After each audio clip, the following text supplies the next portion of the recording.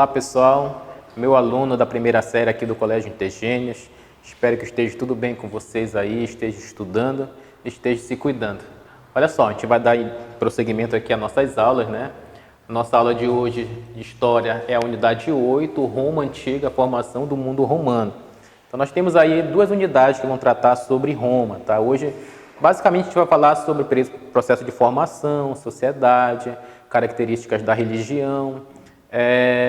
E nossa próxima gravação, eu creio que a gente vai começar a falar sobre Roma, parte 2, que vai falar a parte republicana e a parte do período imperial. Então nós temos aí, né, já adiantando, 3 fases para ser estudado. A fase monárquica, de 753 a 509 a.C., que é a fase republicana, de 509 a 27, e a última fase imperial, de 27 até 476 depois de Cristo, tá? Então assim, gente, mais uma vez, né, o esquema que vocês já estão acostumados, distribuído a todos nos tópicos do livro de vocês. Então, portanto, você pode pegar o seu livro aí acompanhando, ou pode copiar aqui conforme fica do seu agrado aí. E os subtópicos também lá, resolvi separar algumas frases do livro de vocês para que fique melhor o acompanhamento. E aqui a gente vai traçar assim as nossas contribuições. Olha só. O primeiro tópico lá está falando sobre a região, né, o seu potencial econômico, as terras férteis, o comércio florescente, as minas, né, de recursos naturais que habitam aquela região. Então, eu vou trazer um pouco um breve levantamento sobre o histórico da região, além, né, do potencial econômico devido à proximidade com os rios, os litorais, o próprio Mediterrâneo ali próximo, muito importante. Dentro ainda dessa questão da religião, a gente vai fazer ali um histórico sobre a lenda dos irmãos Rômulo e Remo. Então nós temos aí 2 teorias a respeito da criação de Roma, do surgimento de Roma, tá? Uma mitológica, uma lendária baseada nos irmãos Rômulo e Remo. No teu livro aí, está falando toda a história, com todos os seus pormenores, os seus detalhes, tá? Mas seria basicamente o quê? Os irmãos Rômulo e Remo, que foram abandonados às margens do rio Tibre. Posteriormente ele vai ser alimentado por uma loba, a loba Capitolina, e depois ele vai ser criado e educado por um pastor, o pastor Fausto, ele já grandinho, né? Rômulo e Remo ficam ali, né, muito aborrecidos com toda a história, toda a injustiça que eles sofreram ainda quando crianças, retornam ao lugar, né, e vão se vingar contra aqueles que fizeram tanto mal a eles, tá? Na hora de fundar Roma, eles acabam tendo uma divergência séria a respeito da fundação do lugar onde seria fundado Roma. A partir dessa divergência, né, para encurtar a conversa, o Rômulo vai matar Remo, seu próprio irmão, e vai fundar a cidade de Roma. Essa é uma teoria mitológica, mas é importante a gente saber aqui, porque vários elementos dessa teoria mitológica acabam mesmo norteando as ações futuras dos governantes romanos, principalmente daqueles que ocupam esses cargos, dos imperadores. Todos eles acabam evocando um pouco desse sentido religioso, ainda baseado na lenda dos irmãos Rômulo e Remo. Tá? Mas aqui mais para frente a gente vai falar sobre a outra teoria. Pessoal, depois, né, bem no final desse tópico aqui sobre região, você vai observar lá que o autor ele faz uma abordagem a respeito do que era Roma e o que ela se tornou. Então ela era poucas famílias, liderada ali pelo chefe da família, que exercia várias funções políticas, funções de administração econômica, funções religiosas e tal, e vai se evoluindo, aldeias, comunidades, monarquia, república, até se tornar aquela coisa grandiosa que todos nós conhecemos nos filmes, né, o Império Romano. Ou seja, o Império Romano conquistou ali quase todo o mundo conhecido da época, quase todos os lugares, tinha ali um tentáculo do Império Romano, exercendo alguma espécie de controle.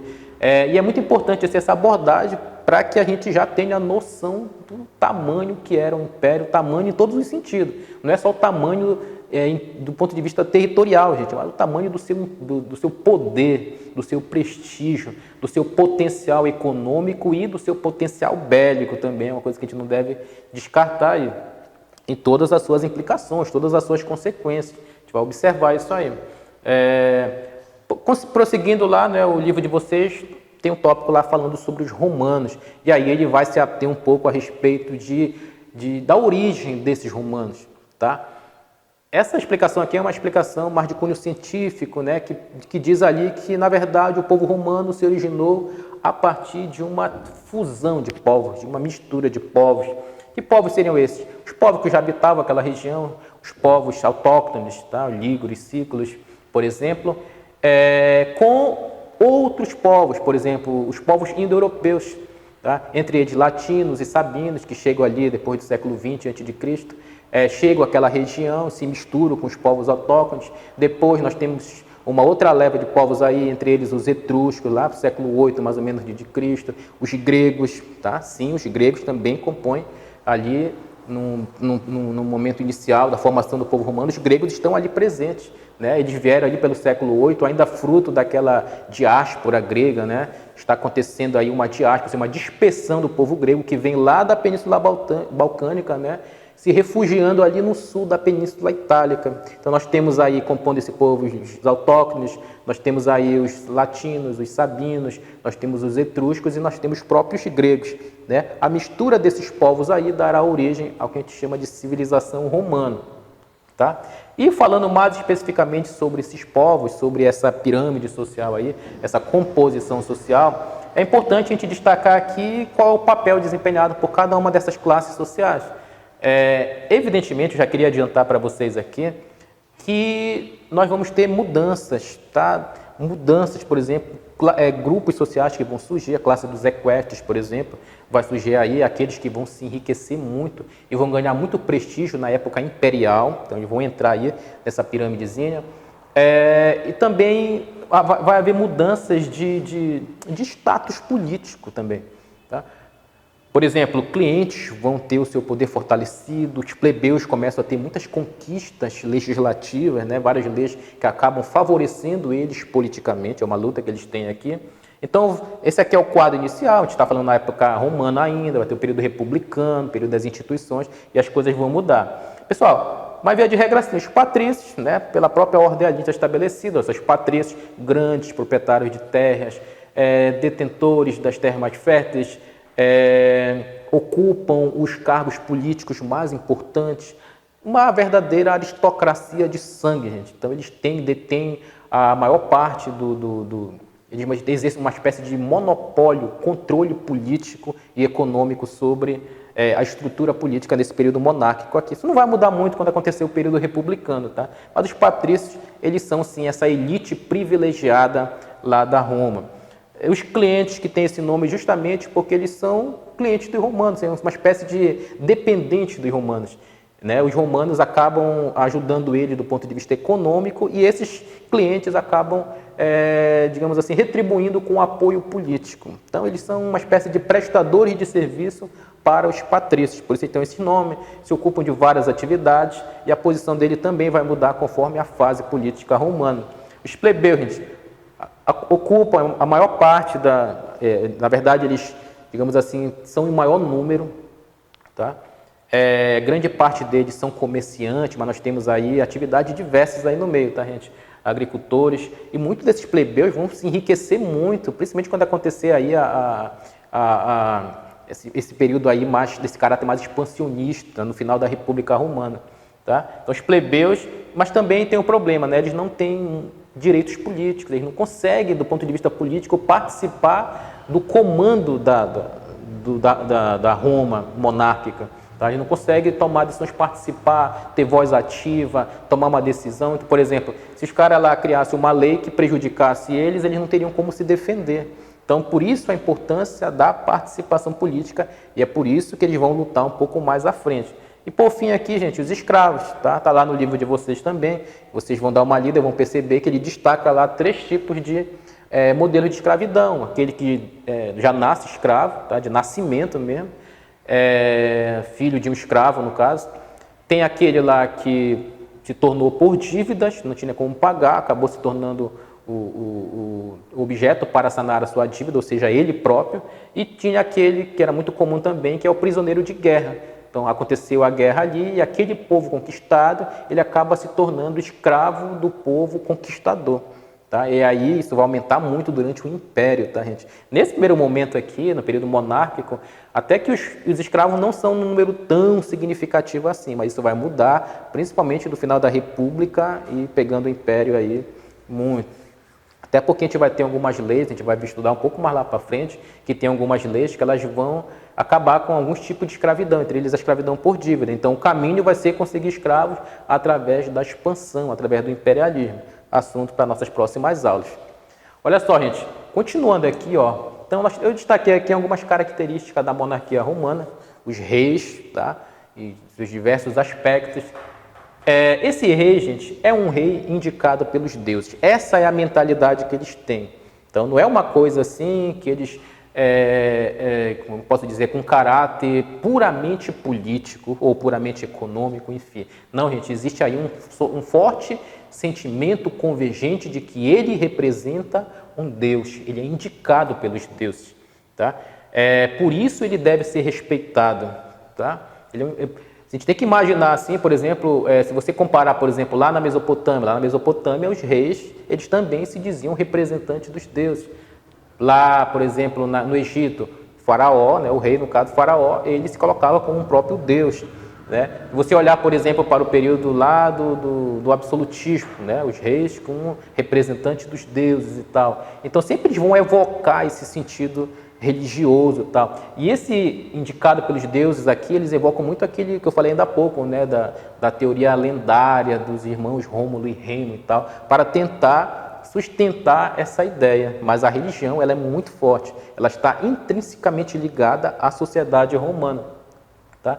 Esse rei exerce o seu poder monárquico baseado em uma relação de parentesco, né? Evidentemente que hoje, né, como o cara vai governar baseado numa relação de parentesco, né? Hoje isso caracterizaria como um nepotismo, mas lá não, tá? Lá é uma monarquia, na sua fase embrionária ainda. E era comum, afinal de contas, esse rei, ele é o chefe das antigas famílias patrícias. Então ele é o pater familias, o chefe da família. Tá? E esse chefe da família tinha como obrigação guardar as tradições e os costumes das antigas tribos romanas. Essas antigas tribos que vão evoluir, né, até surgir lá, digamos assim, as comunidades romanas, enfim. Mas não tem nada de errado aqui para eles. Então, na verdade, isso é como se fosse uma regra. Tá? O rei tem que governar baseado nessa relação de parentesco, porque ele não é apenas rei, ele é o representante, o líder das antigas famílias, ele é o pater familias. Tá? Ele tem que guardar essas tradições aí das antigas tribos que vão originar o povo romano. Pessoal, o fim da monarquia vai acontecer lá com o último rei, um rei etrusco chamado Tarquínio. Por que isso vai acontecer? Porque ele começa a adotar uma série de leis ali que favorece os plebeus, tá? E aí eles, com medo, não gostando também, temendo um pouco o avanço dessas conquistas plebeias, eles vão depor, os patrícios vão se organizar e vão depor esse rei, o rei Tarquínio, e vão instituir a república, tá? Que é um assunto que a gente vai trabalhar nas próximas aulas. Pessoal, o último tópico aqui, ele trabalha características gerais sobre a religião. Olha só, gente, essa religião é uma religião de família. Como eu falei ainda há pouco, ele é rei, ele é o líder das antigas tribos romanas, das antigas famílias, o pater família, mas ele também exerce a função de sacerdote. Olha os poderes que esse líder tem, né? Por isso ele é uma religião de família. Por isso acontece ali os chamados cultos domésticos, os deuses domésticos, tá? Então, por isso é uma religião pautada na família. Pessoal, logicamente que essa família, né, esse grupo aí familiar, cujo líder é o pater família, né, essas famílias vão evoluindo, que dará origem às comunidades.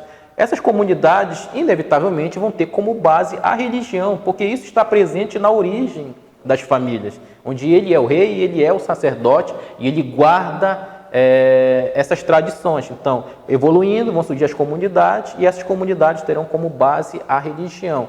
Daí, isso explica, por exemplo, que as atitudes que os reis, as atitudes que as lideranças políticas vão tomar aqui, todas elas serão pautadas a partir da religião. Uma característica importante, gente, essa religião romana, ela tem uma certa tolerância com outras religiões. Né? Aí você vai lembrar lá da minha outra aula lá, que eu já passei para vocês, sobre Alexandre, né? E essa característica que ele tinha também, de ser tolerante com a cultura de outros povos. Aqui não é nem com outros povos, ele acaba absorvendo elementos culturais, religiosos e crenças de outras religiões. Eu poderia citar aqui para você, por exemplo, os gregos. Os gregos, eles acabam, digamos, absorvendo alguns elementos dos gregos. E os próprios deuses gregos vão passar por digamos, uma espécie de latinização, ter os seus nomes trocados. Por exemplo, Zeus passa a ser chamado de Júpiter, Artemis, Diana, Afrodite, Vênus, e assim os nomes vão sendo mudados. Então, é claro que ele vai exercer a sua influência também, principalmente na época do Império, né, o cristianismo se alastrando para outras religiões e vão impondo a sua cultura, mas isso é inevitável, né? Os outros povos também acabam alterando lá as características da religião oficial romana. Essa religião ela é politeísta, vários deuses, antropomórficas, ou seja, com características, os deuses apresentam-se com características humanas também. E essa religião é uma religião, aí ele vai estabelecer aqui uma relação entre religião e Estado, tá, gente? Pessoal, todos os atos, as medidas, as escolhas políticas precisavam passar pelo crivo da religião, ou seja, o que dizem os deuses, o que pensam os deuses a respeito disso, né? Todas as medidas precisam ali saber-se da vontade dos deuses. Utilizavam-se, por exemplo, de sacrifícios, sacrifício de animais, cortava suas entranhas para ver como era que estava a situação, e aí chamava o sacerdote ia dizer se realmente poderia fazer aquela medida, o que é que os deuses estavam dizendo com aquele sacrifício, presságios, tá? Como assim, por exemplo, um pássaro que voava, o que será que isso quer dizer para nós, o que os deuses estão querendo dizer com esse sinal, também é uma característica da religião romana. Pessoal, essa aula de hoje, ela é uma aula inicial falando sobre Roma, no seu aspecto mais monárquico, né? Não há tantas evidências, tantos achados, elementos, vestígios arqueológicos, por exemplo, muitos assim sobre a história monárquica romana, mas é o que nós temos. A partir das nossas próximas aulas, a gente vai falar sobre república, que é o período das instituições, e a gente vai ter assim um vasto material, rico material para trabalhar com vocês. Por hoje é só e fiquem com Deus.